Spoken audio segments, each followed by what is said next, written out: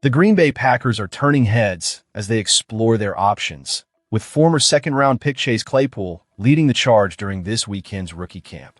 9 players were brought in for tryouts, but a source confirmed that none of them earned a spot on the roster. Claypool, the standout name among the group, is a 5-year pro looking to reignite what was once a promising career. What does this mean for the Packers moving forward? Let's dive into the details. After practice on Friday, head coach Matt LaFleur expressed optimism about Claypool's potential. You guys saw him, right? Certainly. He had great film out there. He's been productive, and he looks like he's in great shape. He's big, so we'll see how it goes, LaFleur remarked. While those words carry weight, the question remains, can Claypool recapture his former glory? During the open practice for reporters, the pace was anything but fast as the 11-on-11 drills were conducted at a jog-through speed. With quarterbacks not even throwing to the receivers, it was nearly impossible for anyone to stand out in a way that might secure a coveted roster spot. LaFleur noted that the focus was on acclimating the new players to the Packers system. For the majority of the guys, the draft picks, the UDFAs, it's really more of an onboarding process. Get them acclimated to how we do things, he explained. This approach makes sense. However, it raises concerns about the effectiveness of these tryouts. Claypool might have received a fair chance to showcase his skills, but the controlled environment limited the opportunities. The reality is that the Packers are looking to build a competitive roster, and it's vital that every candidate, especially someone with Claypool's background, is given a real shot to shine. Reflecting on Claypool's past, he burst onto the scene as a rookie with the Steelers, catching 62 passes for 873 yards and 9 touchdowns. His second season was solid as well, with 59 receptions for 860 yards and 2 touchdowns. But then came the trade to Chicago, and since then, his career has been a downward spiral. In 2023, he played 12 games with both the Bears and the Dolphins, managing a mere 8 receptions for 77 yards. After 2 seasons of limited action, he expressed his eagerness to make a comeback on Instagram, claiming, "I am back to being the strongest and fastest I've ever been, and couldn't be more excited to step back out on the field and let my actions speak for themselves."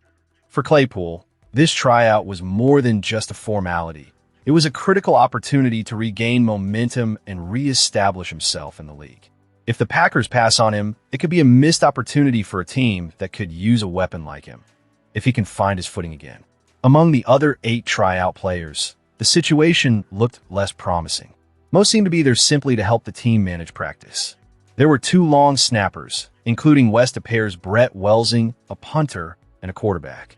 Positions that the Packers appear to be solid in, which begs the question, why take a chance on these players? Isaiah Jacobs, brother of star running back Josh Jacobs, was among those hoping to carve out a niche as a fullback. After a challenging college career, he remains optimistic about his chances. "Man, I'm extremely optimistic. I believe that with enough time and opportunity, I'm going to achieve whatever it is," Jacobs stated. His determination is commendable, but the reality is that he's facing an uphill battle. And while he may not have found a home in Green Bay, he'll get another shot next weekend with the Dolphins. Another intriguing name among the tryout players was Dane Walter, a Division III All-American from UW-La Crosse. As the rookie class takes a week off before rejoining the veterans, the pressure will be on them to invest in their preparation to hit the ground running upon their return. LaFleur has realistic expectations for the rookies. "I think it's unrealistic to expect that they're going to know a tenth of what the vets know at this stage of the game," he acknowledged. "The extra meeting time allocated to the rookies will be crucial, but it's up to them to utilize the time wisely and commit to their growth. The challenge they face is daunting, but it's also an opportunity for them to make a lasting impression." As the Packers navigate through this transitional phase with their roster and rookie class, the decisions made now will shape the team's future. With Claypool's potential comeback and the determination of other hopefuls, the next few weeks will be pivotal. Where do you stand on these developments? Are you optimistic about Claypool's prospects with the Packers? Let us know where you're watching from and share your thoughts. Now, let's turn the page and discuss another important update regarding the team's future aspirations. In a bold move that has sent ripples through the NFL landscape, the Green Bay Packers have officially drafted Chris McClellan, the 313-pound defensive tackle, in the 3rd round. This decision comes at a crucial time when the team is on the hunt for a nose tackle who can bring more than just bulk to the field. As Senior Bowl Executive Director Drew Fabianic aptly put it, McClellan is what he playfully dubbed a sexy fat man. This label speaks volumes about his unique athleticism and capabilities. With a combination of strength and agility, he's not just another two-gapper who can occupy space. He's a player with genuine pass rush potential. Focusing on McClellan's abilities, Fabianic highlighted that he's an athlete capable of flipping his hips and changing directions, which sets him apart from the more traditional, less mobile players in his position. The Packers saw something special in him, prompting them to trade up from pick 84 to 77 to secure his talents, a move that some might argue reflects confidence in his ability to make an impact sooner rather than later. Meanwhile, the Vikings snagged Dominique Orange, another highly regarded nose tackle, just a few picks later. However, the Packers clearly believe McClellan's athleticism gives him an edge, and it's hard to argue against that logic considering his performance stats. While Orange may have a solid run game reputation, McClellan comes equipped with a more versatile skill set. In his collegiate career, he racked up 10.5 sacks and 17 tackles for loss, showcasing his dual-threat capabilities. For a position that often gets pigeonholed as merely a defender against the run, it's refreshing to see the Packers prioritize a player who can contribute in multiple facets of the game. This isn't just about stuffing the run. It's about pressuring the quarterback and creating disruption, something McClellan has shown he can do. Critics may question whether he can handle the more grueling aspects of the position, but Fabianic was emphatic in his assessment. McClellan is more than capable of what he referred to as the fat man stuff. He can take on double teams, break through blocks, and make plays when it counts.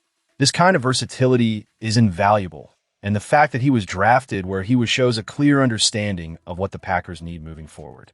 Furthermore, the Packers didn't stop with McClellan. They also picked up Danny Dennis-Sutton, an edge rusher from Penn State, in the 4th round. While some have noted he might struggle with agility at times, there's no denying his power and versatility. He has the potential to be a foundational piece in the Packers' defensive scheme, fitting into multiple roles along the line. His ability to play various positions, from a base end to inside, is a testament to the Packers' commitment to building a flexible, dynamic defense. In the 5th round, they drafted Yeager Burton, an interior lineman from Kentucky, who has been touted as one of the most athletic players in his class. This selection has fans buzzing, as he not only provides depth, but has the potential to step in as a starter. His versatility across multiple positions on the line aligns perfectly with Green Bay's need for adaptable players who can excel in various roles.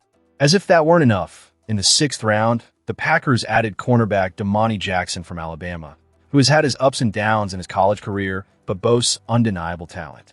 Galko, the Shrine Bowl executive director, praised Jackson's abilities, noting that he could easily have been a first-round pick under different circumstances.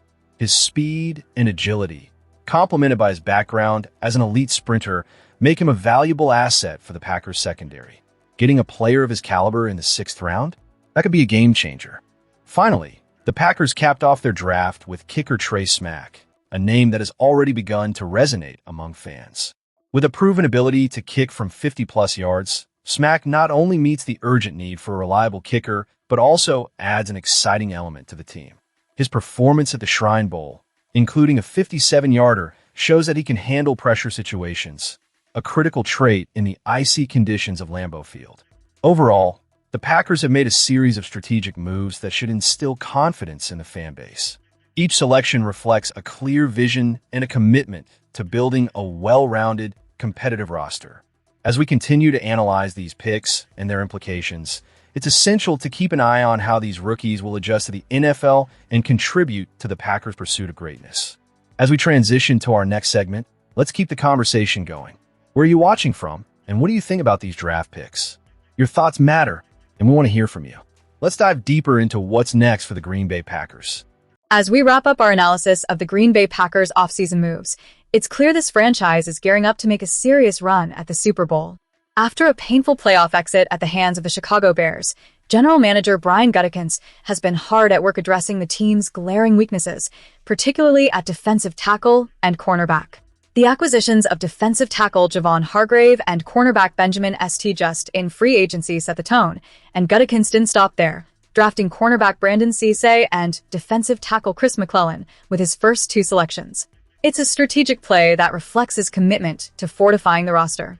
Now, Gutekunst himself admitted after the draft, "To be honest, I don't know if I ever feel like I've checked every box because I don't know if anything's ever complete." This sentiment rings true as we look ahead to the upcoming season. While the team has made significant strides, there's still work to be done before the regular season kicks off in just a few months. Let's dive into some of the areas that could still use an upgrade. First up, the Packers may need to find a reliable number 2 running back. Josh Jacobs has been a warrior on the field, playing through injuries and still managing to contribute significantly.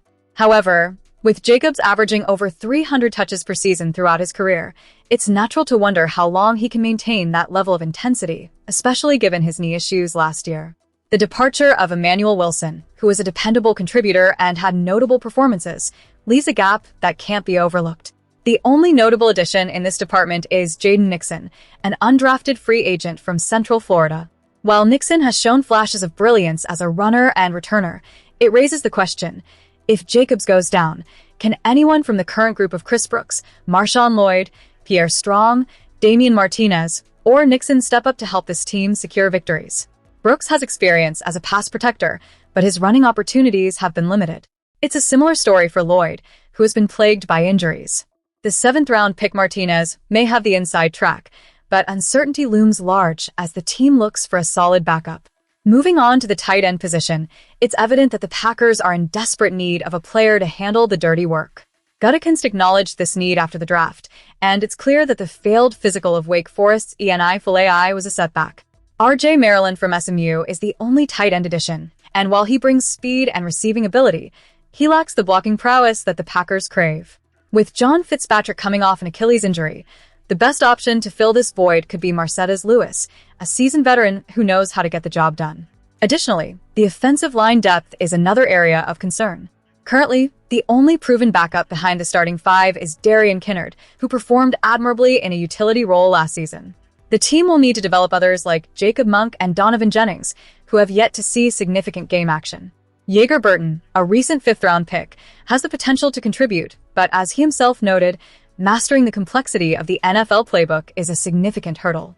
The quarterback situation is another topic of interest. While Malik Willis was a spectacular trade acquisition last year, the current backup scenario looks a bit more conventional. With Desmond Ridder holding down the 3rd-round pick status and Kyle McCord and Karen Drones providing competition, the Packers are in a much more stable position than they were last season.